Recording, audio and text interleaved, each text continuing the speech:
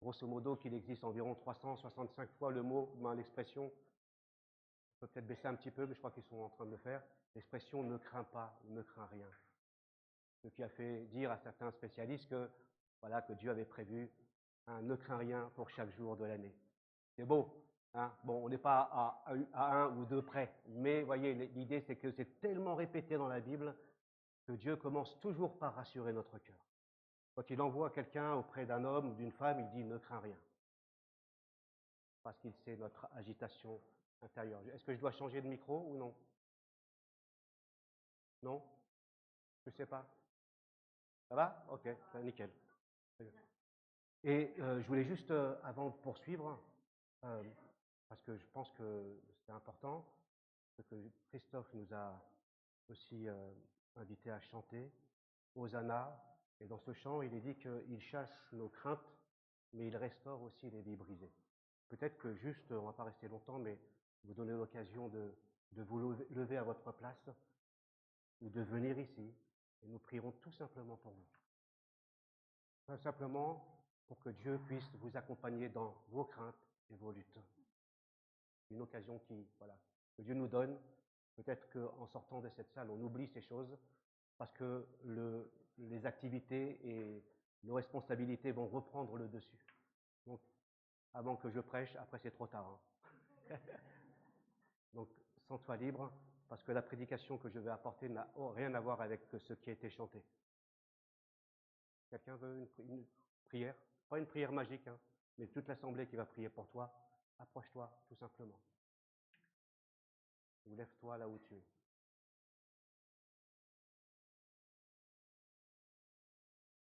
Déjà?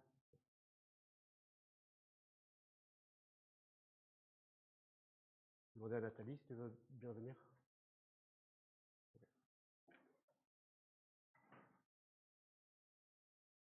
Shirley.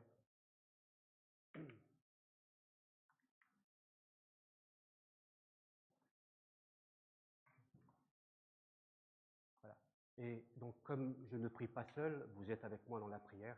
Nous allons vous inviter à vous lever pour vous associer aussi à la prière. Tout simplement.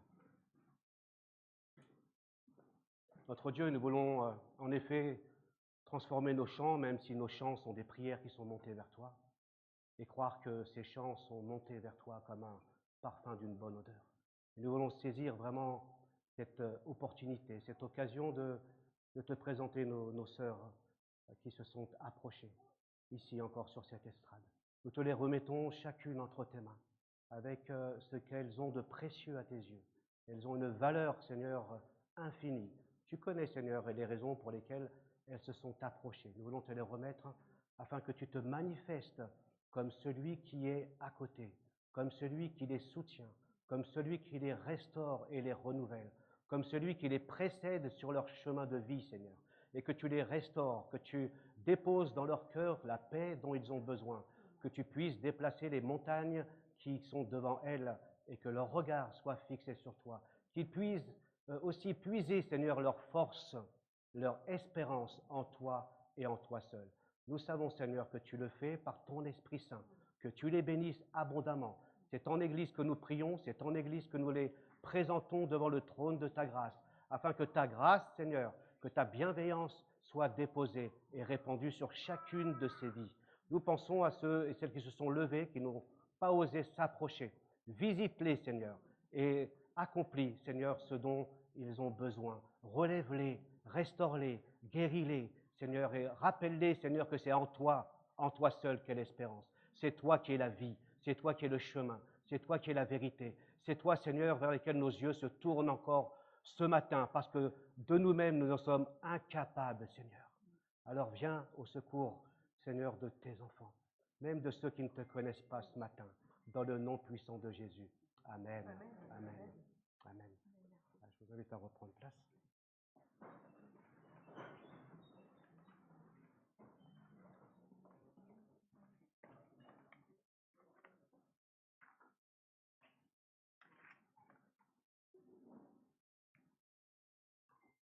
Bon, c'est pas souvent que je fais ça avant la prédication, vous l'avez deviné pour les plus anciens, mais je crois que c'est aussi, peut-être que Dieu dirige les choses de cette manière.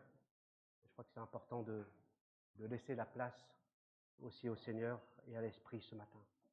Je vous invite, nous sommes maintenant revenus, parce que c'est le 3e dimanche que je vais apporter la prédication, revenus de vacances, donc la 3e prédication. Et j'ai traité la première prédication sur pourquoi Jésus a-t-il chassé les marchands du temple. Hein, c'est une question un peu, pas compliquée, mais on n'a pas bien compris le geste de Jésus. Est-ce qu'il se met en colère ou est-ce qu'il y a un enseignement derrière cela? Et ce matin, je vais suivre, comme convenu, la leçon, du moins le figuier maudit, le fameux figuier maudit. Pourquoi est-ce que Jésus maudit un figuier? C'est quoi le but? Et si bien que j'avais prévu de faire que 2 messages, et je laisse le 3e message pour, non pas dimanche prochain, parce que dimanche prochain, je vous le rappelle, nous avons un culte de louange et de témoignage. Donc si vous avez un témoignage à apporter pour dimanche prochain, vous venez me voir. D'accord? Puisque c'est moi qui préside. Merci. Donc, dans 15 jours, la suite du 3e volet, où ce fameux verset que vous connaissez, que nous allons lire ensemble, si vous avez de la foi comme un grain de sénévé, vous pourriez dire à ce figuier, faire la même chose à ce figuier et dire à cette montagne, déplace-toi. Donc, je pense que c'est, voilà, je crois que la lecture que nous allons faire maintenant englobe vraiment, parle d'un tout. Et nous accentuons sur les versets 21 et 22, tout en oubliant la leçon du temple et la leçon du figuier maudit. Alors sans tarder, je vous invite à lire avec moi Matthieu chapitre 21, et je reprendrai aussi à partir du verset 12, le texte que nous avons lu les dimanches précédents. Matthieu chapitre 21, à partir du verset 12. Jésus entra dans la cour du temple, il en chassa tous les marchands, ainsi que leurs clients. Il renversa les comptoirs des changeurs d'argent, ainsi que les chaises des marchands de pigeons. Et il leur dit, il est écrit, on appellera ma maison une maison de prière, mais vous, vous en faites une caverne de brigands. Des aveugles et des paralysés s'approchèrent de lui dans la cour du temple, et il les guérit. Quand les chefs des prêtres et des spécialistes de la loi virent les miracles extraordinaires qu'il venait d'accomplir, quand ils entendirent les cris des enfants dans la cour du temple, « Hosanna au fils de David », ils se mirent en colère et lui dirent, « Tu entends ce qu'il crie ?» ?»« Oui, leur répondit Jésus. « Et vous, n'avez-vous donc jamais lu cette parole de la bouche des petits enfants et des nourrissons, tu as tiré la louange. » Puis il les laissa et quitta la ville pour se rendre à Béthanie, où il passa la nuit. Tôt le matin, en revenant vers la ville, il eut faim. Il aperçut un figuier sur le bord de la route et s'en approcha. Mais il n'y trouva que des feuilles. Alors il dit à l'arbre, « Tu ne porteras plus jamais de fruits. » À l'instant même, le figuier devint tout sec. En voyant cela, les disciples furent très étonnés et s'écrièrent, « Comment ce figuier est-il devenu sec en un instant ?» Et là, ce fameux verset qu'on aime citer, « Vraiment, je vous l'assure, répondit Jésus, si vous avez la foi, si vous ne doutez pas, non seulement vous pourrez accomplir ce que j'ai fait à ce figuier, mais même si vous dites à cette colline, soulève-toi de là et jette-toi dans la mer, cela se fera. Si vous priez avec foi, tout ce que vous demanderez, vous l'obtiendrez. » Amen. Donc là, nous voyons le 2e volet de ce texte-là. Souvenez-vous, dimanche dernier, chapitre 21, au début, Jésus entre dans la ville de Jérusalem comme le Messie monté sur un ânon. C'est le Messie, celui qui va délivrer son peuple. Et quand il rentre dans le temple, c'est en tant que prophète, pas un simple prophète comme Jean-Baptiste, mais comme le prophète attendu. Et c'est en tant que prophète qu'il chasse les marchands du temple, les bureaux de change qu'il y avait dedans. Alors souvent, on a vu, je vous renvoie à la prédication sur Internet, mais on pense qu'il y avait du commerce, peut-être un peu de commerce, un peu d'abus dans les taxes, etc. Mais la principale raison pour laquelle Jésus chasse les marchands du temple, c'est parce qu'ils s'étaient installés dans le parvis des païens, des étrangers. Un parvis, une enceinte du temple qui était réservée uniquement aux païens. Il y avait un parvis, une enceinte réservée aux prêtres, une enceinte réservée aux hommes, une enceinte réservée aux femmes et une enceinte réservée à toutes les nations. Or, c'est ce parvis qui est pris d'assaut. Et donc, du coup, on ne pouvait plus l'utiliser. Imaginez, votre enfant est inscrit au foot, d'accord? Et puis, les gens du voyage prennent d'assaut ce terrain. Rien contre les gens du voyage, hein. C'est juste pour l'illustration. Ils prennent d'assaut. Donc, ils privent les enfants, ils privent les parents, ils privent la ville de jouir de ce terrain-là. Or, ce terrain est fait pour les enfants, ou pour les adultes, pour jouer au foot. Il en est de même. En ayant les animaux, parce que les pèlerins, les croyants qui venaient de Jérusalem et de toute la surface de la terre, pour adorer, ils ne venaient pas avec leurs animaux forcément. Ils avaient de quoi acheter sur place. Et donc ce parvis était pris par ces bureaux de change. Hein, on changeait la monnaie extérieure, comme ici, quand vous allez dans un pays, vous changez la monnaie, pour avoir la monnaie courante du temple. Et donc il y avait des taxes, bien sûr. Mais c'est le parvis qui est pris d'assaut, qui est utilisé, si bien que vous aviez un brouhaha d'animaux dedans, on est d'accord, qui n'était absolument pas propice à l'adoration, à la prière et au recueillement. Et en plus, qui ne laissait pas entrer les païens, les étrangers de toutes les nations. C'est pour cette raison que Jésus a dit, c'est la maison de mon Père, vous en avez fait une caverne ou un repère de brigands. Et Jésus va, quand il chasse les marchands du temple, réorienter, ramener à la raison d'être même du temple, un lieu d'adoration, une maison de prière, et une maison de prière pour toutes les nations. Je vous renvoie à Ésaïe. De plus, quand il chasse, il accueille des hommes qui sont exclus de la société, des boiteux et des aveugles. Ils entrent dans le parvis alors qu'ils n'étaient pas admis dans le temple. Jésus va accueillir ces boiteux, ces aveugles, il va les guérir, il va les restaurer, il va leur donner une place dans ce temple, chose que les chefs religieux ne faisaient pas. Bien plus, il va accueillir la louange des nourrissons et des petits, si bien que finalement, dans le temple, Jésus rappelle qu'il n'est pas réservé à une élite. Comme dans une église, il n'y a pas d'élite particulière, plus spirituelle qu'une autre, mais une église qui est centrée sur elle-même n'est pas l'église du Seigneur. Du moins, en tous les cas, il lui manque quelque chose. Elle doit être aussi tournée vers les boiteux, les aveugles et les petits. Et Jésus, quand il accueille cela, il rappelle l'importance des petits. Ça, c'est le temple, et je vous renvoie à la prédication. Le récit du figuier maudit, il se trouve chez Matthieu et chez Marc. On continue, parce que chez Marc, le récit du figuier encadre le récit du temple. Vous avez le récit du figuier dans Marc, le récit du temple, et ensuite l'explication du figuier. Et Marc a plutôt tendance à suivre le récit de Jésus d'une manière chronologique, alors que Matthieu a plutôt tendance à organiser ses enseignements par discours, par thématique. C'est pour ça qu'il n'y a pas forcément d'incohérence, mais tout dépend comment on veut ramener les enseignements. Et Matthieu, voilà, le fait d'une manière thématique. Le figuier, il faut le savoir, vous le savez certainement, comme l'olivier, comme la vigne, sont souvent cités dans la Bible comme pour illustrer le peuple de Dieu. On le trouve dans Juges chapitre 9, versets 7 à 13. Je n'ai pas donné la référence, elle est assez longue, où nous retrouvons les trois illustrations du figuier, de la vigne et de l'olivier, voilà, qui appartiennent à Dieu. Et ces images que nous retrouvons dans la Bible servent à illustrer soit la bénédiction, un olivier verdoyant, un figuier qui donne du fruit et une vigne qui donne du fruit, donc elles servent à illustrer la bénédiction, la prospérité, soit pour servir aussi d'avertissement ou pour décrire la mauvaise santé spirituelle du peuple.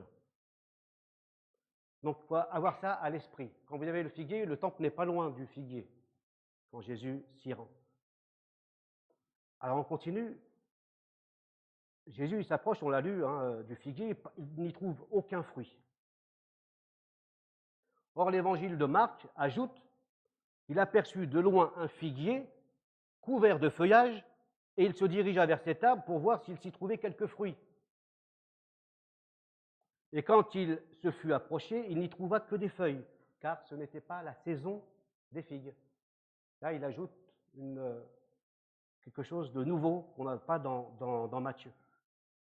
Et donc, car ce n'était pas la saison des figues, peut aussi susciter quelques questions chez nous. Comment se fait-il que Jésus ne connaisse pas tout? Si Jésus était vraiment Dieu, il devrait savoir que ce figuier ne porte pas de fruits. Vous êtes d'accord?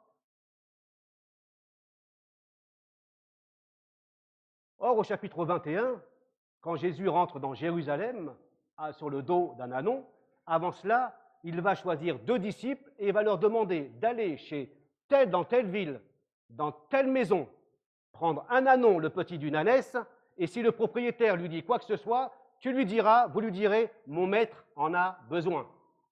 Voyez? Donc on n'est pas loin du début du chapitre 21. Et il est dit, au début, quand Jésus dit cela à ses disciples, d'aller chercher un ânon, tout cela arriva comme Jésus l'avait annoncé. Déjà, au début du chapitre 21, on voit que Jésus n'a pas un problème d'omniscience, c'est-à-dire qu'il sait tout. Puisqu'au début, quand il envoie ses disciples, il savait exactement comment les choses allaient se dérouler. Ou bien au chapitre 2, au chapitre 1 de Jean, où il voit Nathanaël sous le figuier, il lui dit « Je t'ai vu sous le figuier ». Et Nathanaël lui dit « Mais comment tu as pu me voir sous le figuier ?» L'omniscience de Jésus. Il était pleinement homme, mais pleinement Dieu.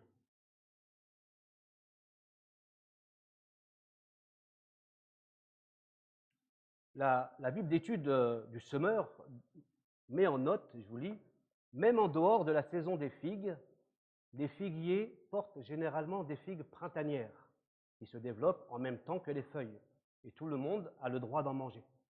Donc, selon Matthieu et selon Marc, nous sommes dans un contexte de Pâques, chapitre 21, et Pâques, c'est aux alentours de mars-avril. Donc nous avons affaire à des figues printanières.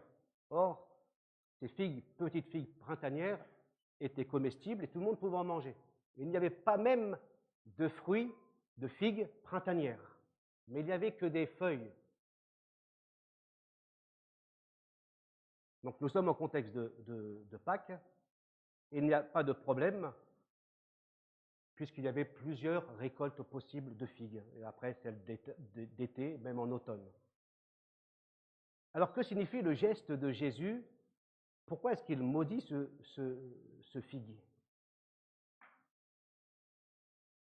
Alors on écarte, peut-être facilement, peut-être, ce n'est pas un miracle capricieux de sa part, puisque nous savons que Jésus n'est pas capricieux, ni un miracle gratuit, tu n'as pas de fruits, tu ne sers à rien, ni pour en jeter plein la vue. Voyez ce que je suis capable de faire. Nous savons aussi que ce n'était pas dans la méthode de Jésus d'en jeter plein la vue, comme certains aujourd'hui tenteraient d'en jeter plein la vue par des miracles et des guérisons et plein d'autres choses. Venez, voyez, voir les guérisons et les miracles et ceci. Jésus n'a pas toujours fait des miracles. Il a même refusé de faire des miracles, parce que les gens étaient incrédules. Et quand bien même il faisait des miracles, les gens ne croyaient pas pour autant.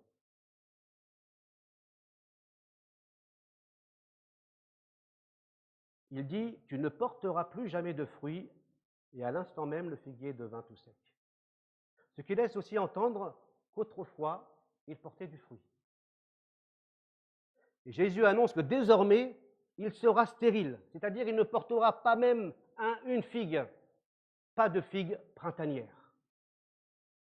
Et pourtant, c'était un figuier verdoyant, abondant, et quand il y avait des feuilles, forcément il y avait des fruits. Mais sans fruits, et donc stérile. Et c'est au travers de ce figuier maudit que Jésus veut enseigner quelque chose au sujet du temple.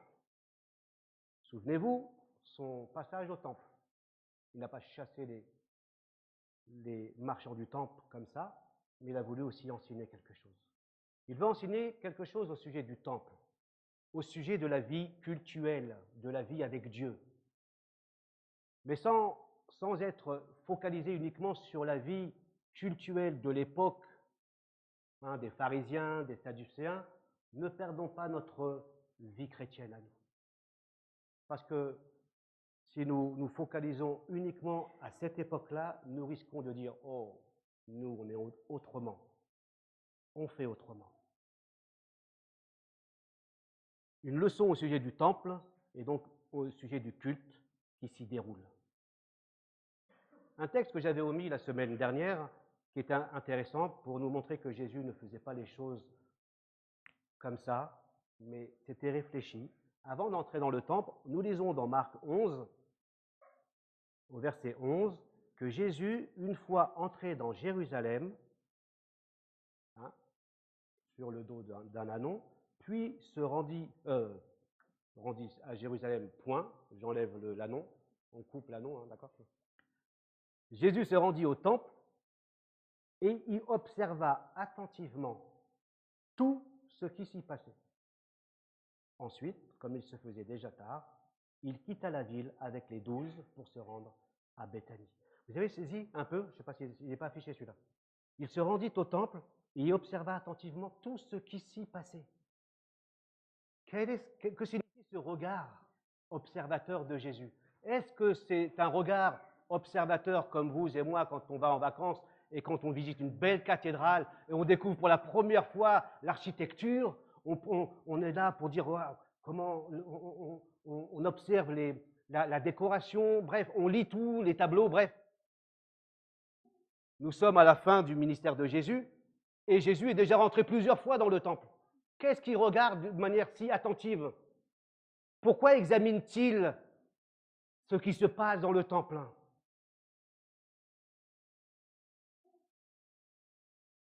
Il avait l'habitude de voir les pratiques des marchands. Il avait l'habitude de voir les sacrifices d'animaux. Il avait l'habitude de voir toutes ces choses-là. Parce que dès son âge de 11 ans, il était déjà au temple avec ses parents. Non, le regard de Jésus est tout autre quand il rentre dans ce temple.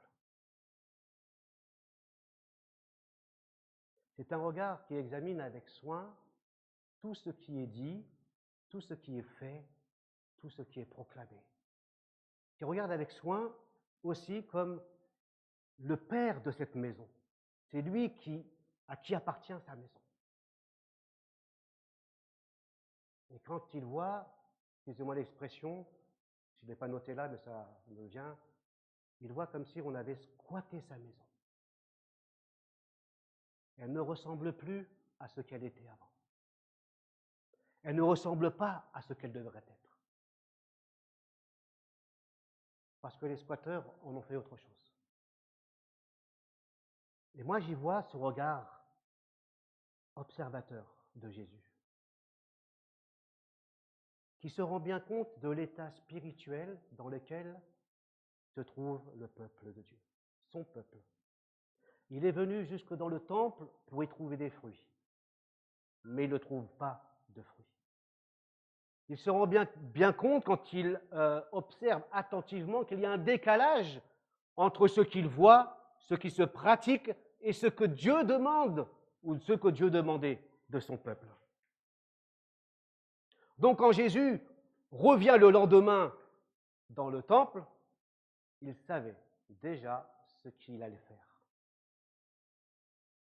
Chasser les marchands du temple et dénoncer tel un prophète. Et le figuier aussi, maudit, n'est pas un acte spontané. C'est comme une parabole jouée. Jésus a raconté des histoires pour enseigner. Maintenant, il raconte tel un prophète de l'Ancien Testament. Il joue un enseignement pour enseigner quelque chose de profond à ses disciples. Et le figuier maudit, desséché, est une illustration, je l'ai déjà dit, pour parler de la vie cultuelle, la vie avec Dieu. De loin, le figuier avait l'apparence de porter du fruit. De loin, son feuillage était verdoyant, prometteur, avec une apparence de vivant. Donc s'il y a des feuilles, c'est que c'est vivant. Mais en réalité, il était malade, stérile, et ne portait pas de fruits.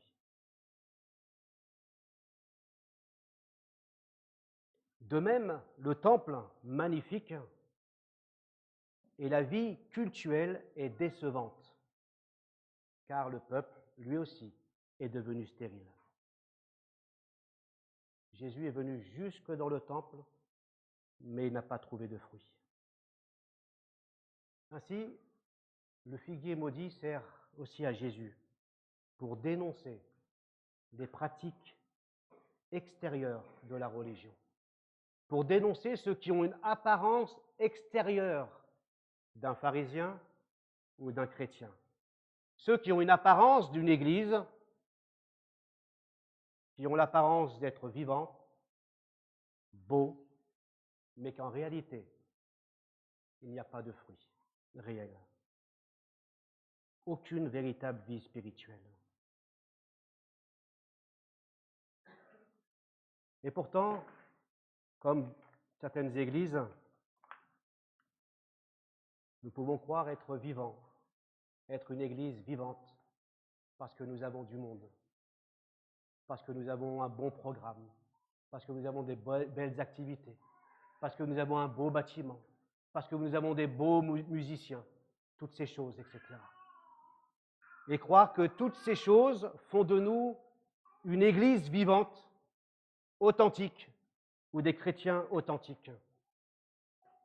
Mais c'est se tromper sur la personne même de Jésus, qui débusque même les apparences trompeuses du cœur, de la façade. Et Jésus, comme Jean-Baptiste, dénonçait un peu ces apparences. Comme il disait, vous êtes des tombeaux blanchis. Ah, c'est dur ça, wow. Quand même, Jésus, Jean-Baptiste, vous êtes des tombeaux blanchis. C'est-à-dire qu'à l'extérieur, c'est blanc. À l'extérieur, comme le figuier, c'est verdoyant. Mais à l'intérieur du tombeau, c'est noir. Intérieur, extérieur, nous le verrons ensemble. Quelque chose, un enseignement fondamental pour Jésus. Il dira aux pharisiens qui l'attaquent en disant « Pourquoi tes disciples ne jeûnent pas? Pourquoi ils ne font pas ceci? Pourquoi ils ne font pas cela ?» Jésus va dire « Tant que les disciples sont avec le Maître, ils n'ont pas besoin de jeûner. Ils jeûneront après. Occupez-vous, vous, de nettoyer l'intérieur avant de nettoyer l'extérieur. » Ils étaient tellement scrupuleux, ces religieux, sur la conduite extérieure, sur l'apparence extérieure, sur ce qui fait un pharisien, un religieux ou un chrétien, que voilà, il fallait cocher des cases sur ça. Jésus dit non, non, moi je n'ai pas la même façon de voir les choses. Et dans la parole, il n'en était pas ainsi. Nettoyez ce qui est à l'intérieur. Et le reste, l'extérieur suivra.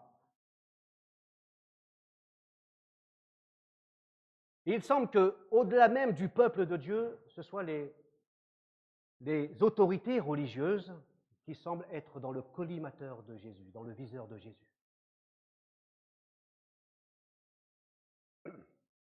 Chapitre 23, où nous citons au moins 7 malheurs à l'égard des spécialistes de la loi. Notamment, vous demandez, vous faites porter des fardeaux pesants sur le dos des croyants, mais vous ne pouvez pas même remuer un doigt pour le faire.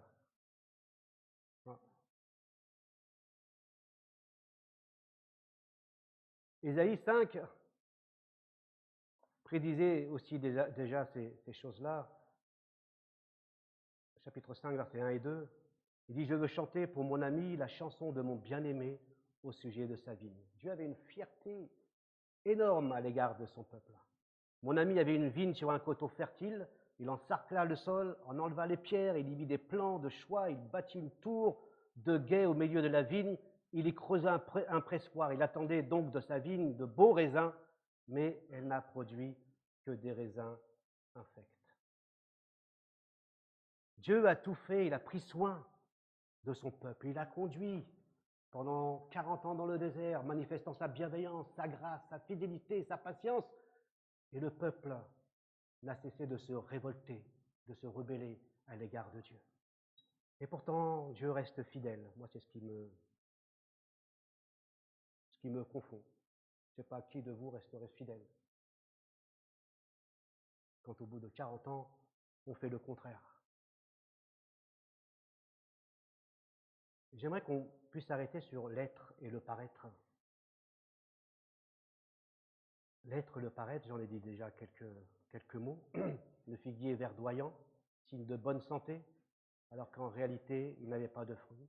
Le temple et la vie religieuse paraissaient en bonne santé, mais elle était en réalité stérile et sans fruits. Déjà dans le Sermon sur la montagne, Jésus oppose une vie religieuse extérieure, une vie religieuse d'apparence et une vie avec Dieu authentique, profonde, qui découle d'un cœur transformé. Vous vous souvenez, dans le Sermon sur la montagne, chapitre 6, 3 fois Jésus dit « Vous jeûnez, vous priez, vous faites les aumônes ». Et pour ces 3 refrains à chaque fois, il dit la même chose. Vous faites ces choses en vue d'être admirés. Vous faites ces choses en vue d'être admirés. Jésus ne remet pas en cause les pratiques spirituelles de la prière, du jeûne et de l'aumône.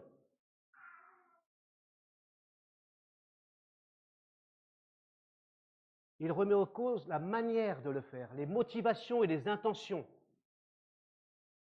Donc si je prie, si je jeûne, si je fais des aumônes ou des offrandes ou la dîme avec un cœur reconnaissant au Seigneur, sans chercher à être admiré, alors nous louons le Seigneur, nous honorons le Seigneur de cette manière.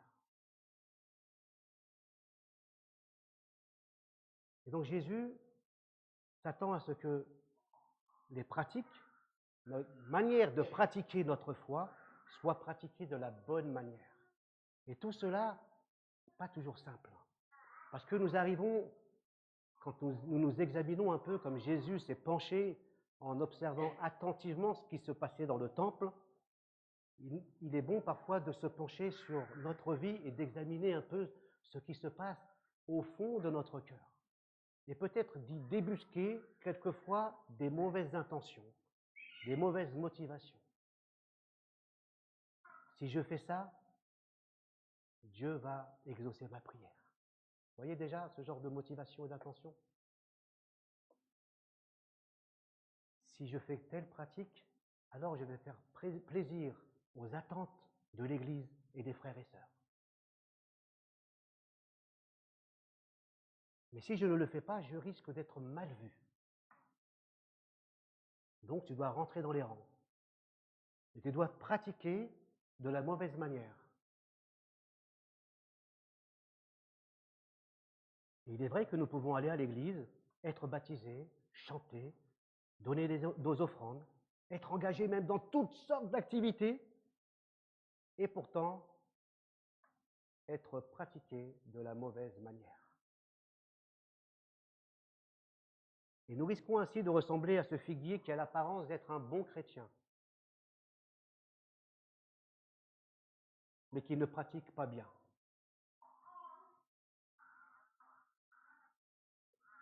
Il est important de rappeler qu'avant de s'intéresser à ce que nous accomplissons, ce que nous offrons à Dieu, avant même tous nos engagements inimaginables qu'on peut apporter à Dieu et pour les autres, Dieu est intéressé avant tout par nos véritables motivations et intentions de cœur. Je cite 2 exemples tirés de l'Ancien Testament, pour en citer d'autres encore. Dans le psaume 51, versets 17 et 18, vous lisez avec moi, « Car tu ne désires pas que je t'offre un sacrifice. Je t'aurais offert des holocaustes, mais tu n'y prends pas plaisir. Le seul sacrifice qui convienne à Dieu, c'est un esprit humilié, ô Dieu. Tu n'écartes pas un cœur brisé et contrit. » Le deuxième se trouve dans Osée, chapitre 6 aussi. « Car je prends plaisir à l'amour, bien plus qu'au sacrifice, à la connaissance de Dieu, bien plus qu'aux holocaustes. » Vous voyez déjà là, on retrouve la même chose. On retrouve une opposition entre l'intérieur du cœur et l'extérieur de la conduite. entre l'être et le paraître, déjà dans l'Ancien Testament. Et vous pourriez me dire, mais comment se fait-il que Dieu n'agrée pas ces sacrifices, puisque c'est lui-même qui les institue? C'est lui-même qui demande au peuple d'offrir des sacrifices. Et maintenant, il refuse d'accepter les sacrifices de son peuple. Mais parce que, pour Dieu, il ne voyait qu'une adoration du bout des lèvres. Il ne voyait que des sacrifices coûteux, mais dont le cœur n'était pas visité par l'Esprit, dont le cœur n'était pas transformé par l'Esprit, donc le cœur ne manifestait pas de signe de vie nouvelle en Christ. Or, la Bible dit que si quelqu'un est en Christ, il est une nouvelle créature. Ça, c'est notre nouvelle identité en Jésus. Les choses anciennes sont passées. On ne pratique plus les choses comme avant, mais elles sont devenues nouvelles avec Christ. Il y a des choses nouvelles qui doivent se voir, des choses qui ne figuraient pas dans notre vie, des choses que nous ne voyons pas dans notre vie, mais avec Dieu, avec son esprit, il produit cette vie nouvelle.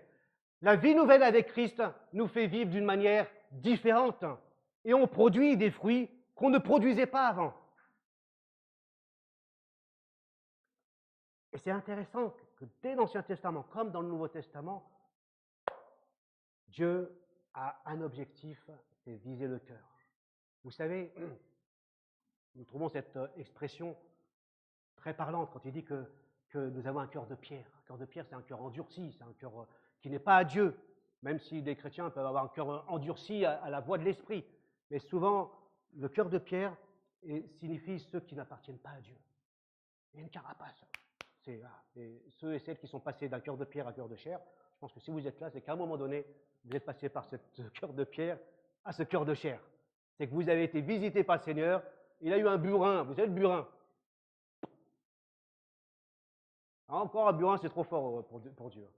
Dès qu'il a choisi de venir toucher comme ça, caresser votre cœur, paf, vous dites, mais c'est pas possible ce qui me passe. Qu'est-ce qui se passe? Vous commencez. Alors, parfois, ça se fait comme ça d'un seul coup. Et puis parfois, vous vous rendez compte qu'au fur et à mesure, vous venez à l'église. Je me souviens d'une sœur, elle n'est pas là, je peux le dire. Non, elle a déjà témoigné plusieurs fois. Je venais à l'église, j'étais en colère. J'y croyais pas. J'entendais Jean Jamel parler, j'étais en colère. Et au fur et à mesure, je dis, il se passe quelque chose. On n'est pas chrétien, mais il se passe quelque chose. Encore récemment, avant de partir en vacances, j'ai rencontré une jeune musulmane qui, à un moment donné, a un témoignage extraordinaire. Elle a quitté son pays. Le jour de son départ, son père lui dit, tu pars plus. Tu vas faire des études de biologie, ici, elle est en master, tu pars plus. Elle était en larmes. Elle n'était pas chrétienne. Hein. Elle arrive là, elle rencontre un chrétien qui lui parle de Dieu, etc. Et elle commence à s'enclencher des choses. Et quand je l'ai vue, on a parlé de beaucoup de choses ensemble. Et je lui ai dit, mais pourquoi tu me parles à moi? Parce que tu as les mêmes réponses de ton ami. Pourquoi est-ce que tu me parles à moi? Elle me dit, parce que voilà, je voulais juste avoir ton avis. Et je lui dis, t'en es où maintenant? Elle me dit, je ne sais pas. Je sais une chose. Je ne suis plus musulmane. Et je ne sais pas si je suis chrétienne encore. C'est pour ça que je suis là. Parfois, le cœur de pierre, il explose, il devient un cœur de chair à Jésus. Puis parfois, on sait une chose, là non, la foi musulmane, ça ne me plaît plus. Pourquoi? Elle a donné plusieurs raisons. Et maintenant, elle est en chute avec Dieu, avec l'Évangile. Elle se pose des questions, elle lit la Bible, et elle veut fréquenter aussi une église. Et donc parfois, ça se fait au fur et à mesure. On se rend compte dans notre esprit que les choses commencent à changer. On change de manière de penser, on n'est plus tant attendri par l'esprit, par la parole, par la louange. Tout ça, ça fait partie de l'œuvre de Dieu qui agit d'une manière ou d'une autre. Le but, c'est aussi de nous amener à lui.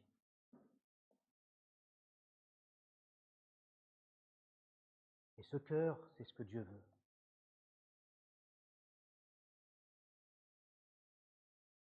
Alors c'est vrai que l'apparence, l'être ou le paraître, Jésus va dénoncer l'hypocrisie. Et on aime aujourd'hui, on aime tout ce qui est authentique. Hein, tout ce qui est vrai, tout ce qui est authentique. On voit même dans les packaging quand vous allez faire des courses. Hein, il faut que ça ressemble à quelque chose d'authentique. La bonne cuisine, le bon savon de Marseille, on va donner un packaging, voilà, c'est authentique. On aime et on est en recherche d'authenticité. en même temps. C'est assez paradoxal, hein. On veut paraître, et en même temps, on recherche l'authenticité. Alors, on ne va pas parler d'hypocrisie. Aujourd'hui, on parlera d'avoir une bonne image à maintenir aux yeux des autres. J'ai une image quand même à garder pour ne pas perdre la face devant les autres. Hein, on cherche à paraître, donner, oui, cette image aux autres. Mais cela ne reflète pas toujours la réalité de notre vie.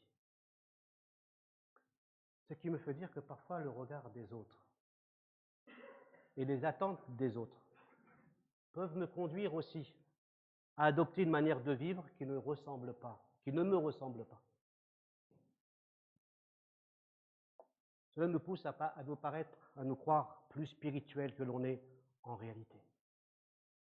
Je me souviens que plusieurs fois, et je bénis le Seigneur pour ça, où on m'a dit, ou bien on a fait monter des prières à mon égard, remerciant Dieu, en disant « On te bénit pour ce pasteur qui est avec nous 24 heures sur 24 jours. » Je suis comme ça, moi. 7 jours sur 7 mois, je suis comme ça.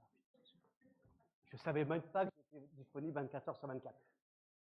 Mais ça commence à me flatter, vous voyez. Il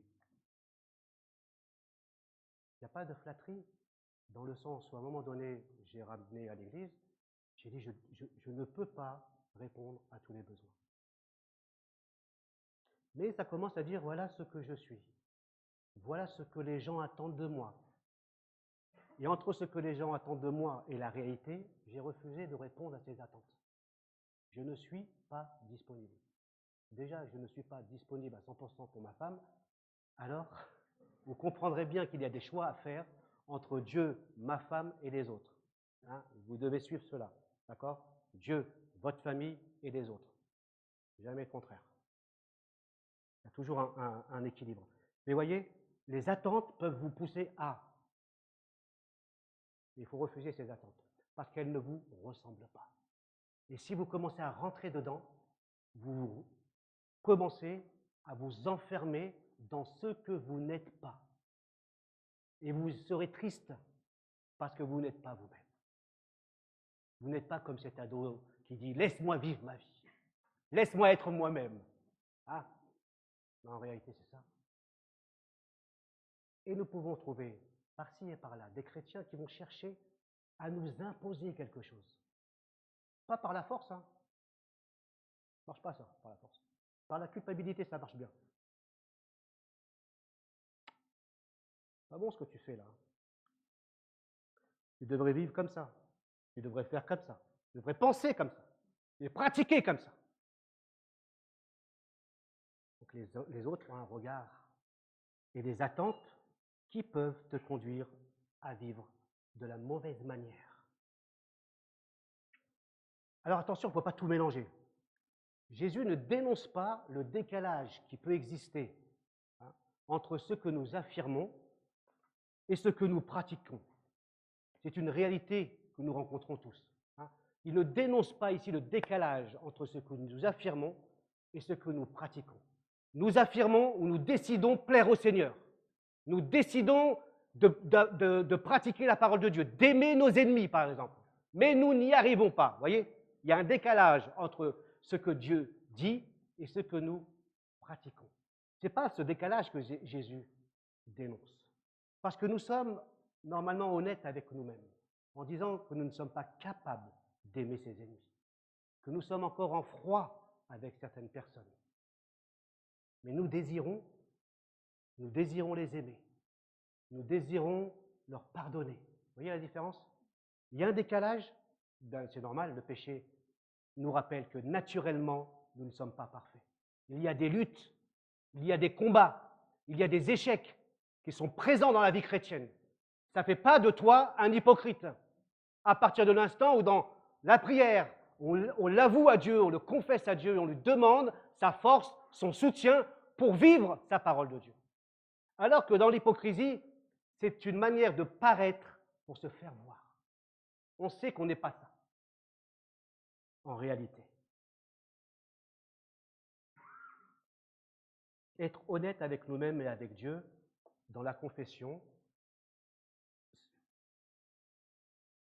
nous dit tout simplement que nous ne sommes pas dans un décalage hypocrite, mais plutôt dans un décalage lié au péché et à nos luttes. Je continue pour nous rappeler le mouvement qui part de l'intérieur du cœur vers l'extérieur et non l'inverse. D'un cœur transformé vers une vie transformée. Et ça, c'est fondamental. Quand nous inversons, quand nous commençons à dire qu'il faut cocher telle case pour être chrétien, vous allez partir comme des chrétiens boiteux. Vous allez avoir des motivations et des intentions qui ne vont pas être bonnes. Vous allez avoir soit la crainte de Dieu, soit la crainte des autres, soit le devoir qui va s'imposer, soit le chantage. Si je fais pas ça, Dieu va me punir. Toutes ces choses-là, elles sont là. C'est parce que vous avez une fausse image de Dieu et une mauvaise compréhension de la parole de Dieu. Mais si nous nous laissons convaincre, transformer au niveau de notre cœur, alors de l'intérieur va se produire quelque chose de nouveau. Et quand je dis que le cœur est transformé, il est transformé par l'Esprit Saint. C'est lui qui produit des fruits nouveaux. Et donc ça va de l'intérieur vers l'extérieur. Et il y a une vraie libération. On n'a plus le poids de faire plaisir à quelqu'un ou non. On n'a plus le poids des attentes de quelqu'un. Je vous l'ai dit plusieurs fois, je me souviens toujours de cette petite histoire, mais désolé si je vous la rabâche. Quand j'ai prêché, je crois la première fois, j'avais 18 ans ou 19 ans, dans une église, au début, voilà, j'ai mis une cravate. Pourquoi j'ai mis une cravate? Parce que dans cette église-là, on mettait des cravates. À l'époque, on mettait des cravates. Et puis, à un moment donné, au fur et à mesure que je prêchais, je ne mettais plus de cravate. Parce que je ne voulais pas de cravate. Ça me serrait, la kiki, ici, là. C'est pas que j'aimais pas les cravates. Et une sœur âgée, une aînée, Hélène, qui s'appelait, vient me voir. Elle décorait l'église d'une manière incroyable. Tous les dimanches, plein de fleurs. Tiens, jamais. Merci pour la prédication. Merci pour la présidence. Merci, merci. Et ça venait du cœur. Mais la première fois, je ne savais pas ce qu'elle allait me dire. C'est qu'après, j'ai compris que. Elle me dit, mais qu'est-ce que tu es beau avec la cravate.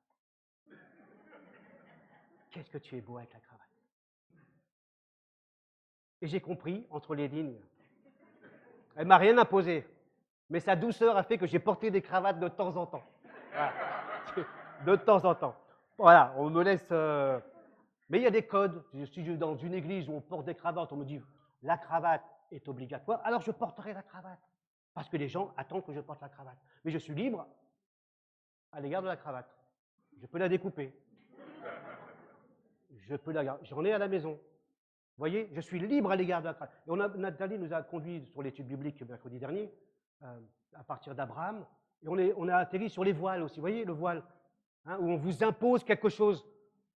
Ben, on ne vous impose pas, mais si demain vous allez visiter une église où on vous distribue gentiment à l'accueil un voile, prenez-le, même si vous êtes libre, même si vous ne croyez pas au voile, parce que 99% des femmes portent le voile dans cette église, n'allez pas faire une tornade dans cette église.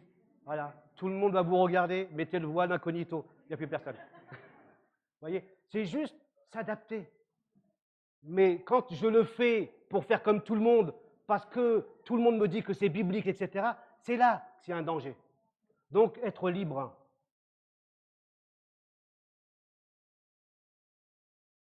Et Dieu connaît intimement les intentions et les motivations de notre cœur.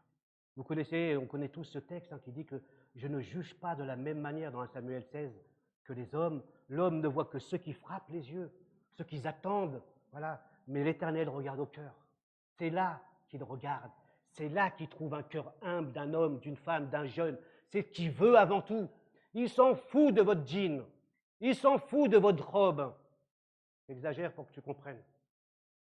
Parce que tu peux avoir ton jean, ta robe, sans avoir un cœur transformé. Il se moque de ton maquillage, de tes boucles d'oreilles. Ton cœur. Ton cœur.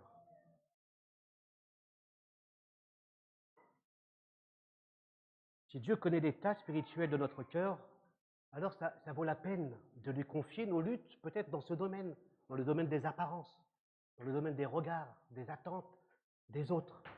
Ça vaut la peine de dire, Seigneur, ouais, moi j'ai un vrai problème avec ça. Ça montre que vous voulez le laisser vraiment vous façonner et vous conduire.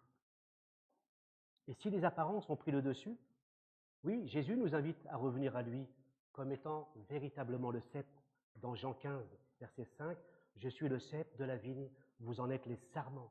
Celui qui demeure en moi et en qui je demeure portera du fruit en abondance, car sans moi, vous ne pouvez rien faire. » Vous voyez, seul Jésus peut nous permettre de passer d'une vie d'apparence, d'une vie stérile, à une vie qui va porter du fruit pour le royaume de Dieu. Mais le secret, j'emploie jamais ce mot-là, le secret, mais là je ne peux pas faire autrement, le secret de passer d'une vie stérile à une vie pleine de fruits, c'est Jésus qui le dit, c'est de rester attaché au cep. Rester attaché au cep. Le sarment est attaché au cep. Jésus est le cep de la vigne. Il est la véritable vigne. Nous sommes les sarments. Nous sommes greffés au sarment. Et qu'est-ce qui passe entre le cep et le sarment? Vous avez la sève. Vous avez la vie qui passe du cep au sarment. C'est elle qui produit le fruit. Et Jésus dit, simplement, il dit, sans moi, vous ne pouvez rien faire. Détachez de moi, vous tombez dans une vie stérile, dans une vie d'apparence. Sans moi, coupé de moi, vous ne pouvez rien faire. Vous pouvez faire des choses extraordinaires, mais vous ne pourrez rien faire sans moi, parce que la vie ne coule plus en vous. L'esprit ne gouverne plus vos pensées, vos actions et votre attitude. Parce que la chair, ou la volonté, si vous voulez, humaine, vos désirs humains, vos activités ont pris le dessus. Et vous pensez faire des choses pour Dieu, alors que Jésus est inexistant dans la vie, dans votre vie. La sève est importante, la vie du Christ.